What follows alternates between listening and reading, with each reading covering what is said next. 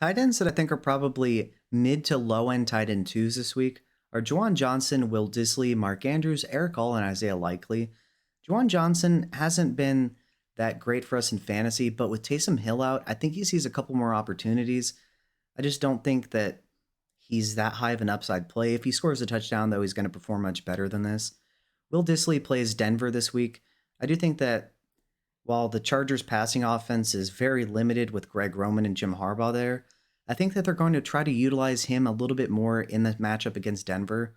Mark Andrews has been probably the biggest disappointment at the tight end position so far.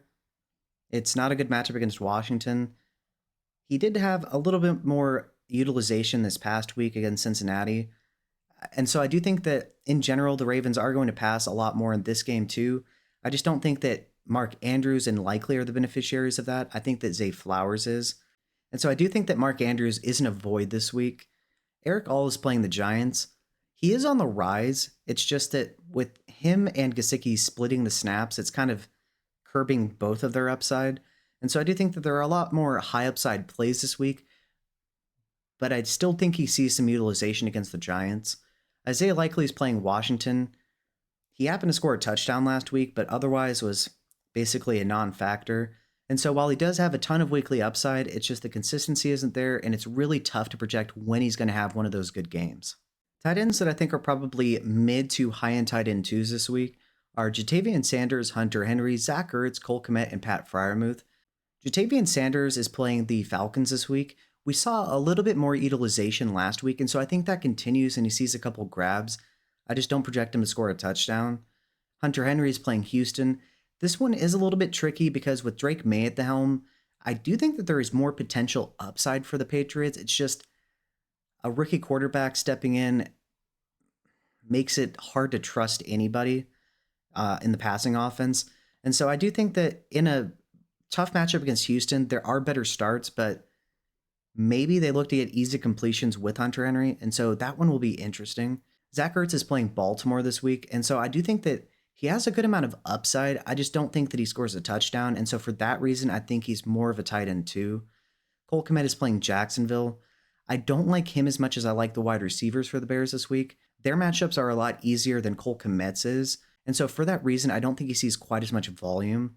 Pat Freiermuth is playing the Raiders. The passing offense for the Steelers has been abysmal recently. And so while he's a very good player, Justin Fields and Arthur Smith are not very good for his production. And so for that reason, I do think there are a lot higher upside plays, but he's still a really talented tight end.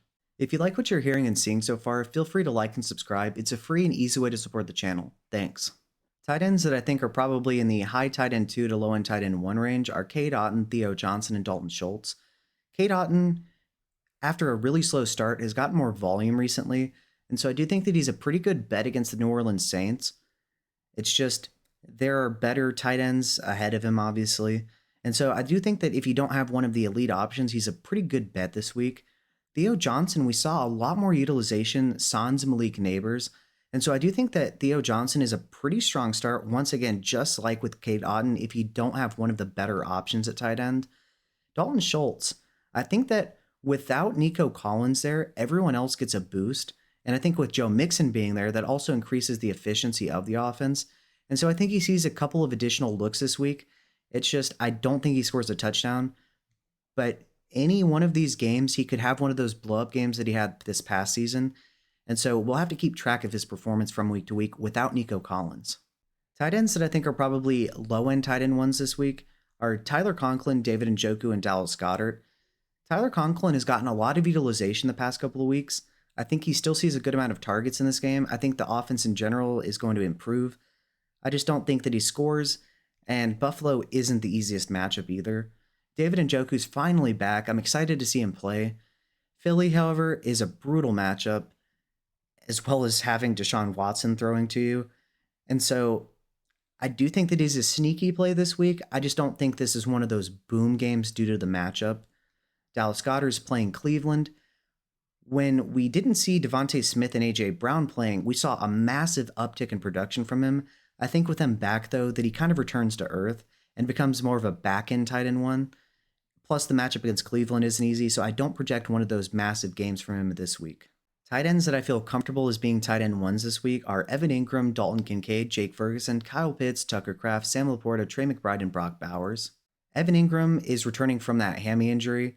I think we see a good amount of production from him. I just don't think he scores this week. Dalton Kincaid matches up against the Jets. It's pretty tough. And so I don't think that he has a massive week, but I think he gets a good amount of volume in this game. Jake Ferguson, same story against Detroit. It's a very tough matchup, but I still think that he gets good volume. Kyle Pitts is playing the Panthers. I think that he has the opportunity for another very, very good game. It's an easy matchup. I would just like to see more consistency in terms of his target share on a week-to-week basis. Tucker Kraft has been a revelation so far the past 2 weeks. I do think he returns to earth this week, but I still think he has a fantastic day in terms of receptions and yardage. I just don't project a touchdown from him. Sam LaPorta is playing Dallas this week. I do think he gets his first touchdown of the season. It's just that we have not seen anywhere close to the volume from him this year. And so I do think that caps his upside. But once again, I think we finally see him get on the board for touchdown. Trey McBride is playing Green Bay. I think that he gets a little bit more utilization in this game due to the positive matchup. I don't think he scores, but I think he has a very solid game in terms of yardage and receptions. Brock Bowers has been awesome. He matches up here against Pittsburgh. I think that he's going to be fed early and often. I just don't think he scores. And I think they're going to try to get him the ball and get him in run after catch situations due to Aiden O'Connell starting. And so I don't think he has one of those crazy weeks, but I still think that he's probably the best option for us at tight end this week. Tight ends that I think are probably more so low-end tight end twos this week are Juwan Johnson, Will Dissly, Mark Andrews, Eric All, and Isaiah Likely. Tight ends that I think are probably potentially mid to high-end tight end twos are Jatavian Sanders, Hunter Henry, Zach Ertz, Cole Kmet, and Pat Freiermuth. Tight ends that I think are probably high-end tight end twos to potentially low-end tight end ones are Cade Otton, Theo Johnson, and Dalton Schultz. Tight ends that I think are probably low-end tight end ones that I wouldn't really project to be potential tight end one overall candidates are Tyler Conklin, David Njoku, and Dallas Goedert. I'm especially excited to see David Njoku back from injury. And tight ends that I think are probably safe tight end ones with the potential to be the tight end one overall are Evan Ingram, Dalton Kincaid, Jake Ferguson, Kyle Pitts, Tucker Kraft, Sam LaPorta, Trey McBride, and Brock Bowers. All right, so who do I have too high? Who do I have too low? Is there a tight end that I'm missing from this list entirely? Let me know below in the comment section and let me know why. With that being said, if you like what you've seen and heard in this video, feel free to like and subscribe. It's a free and easy way to support the channel. Thanks.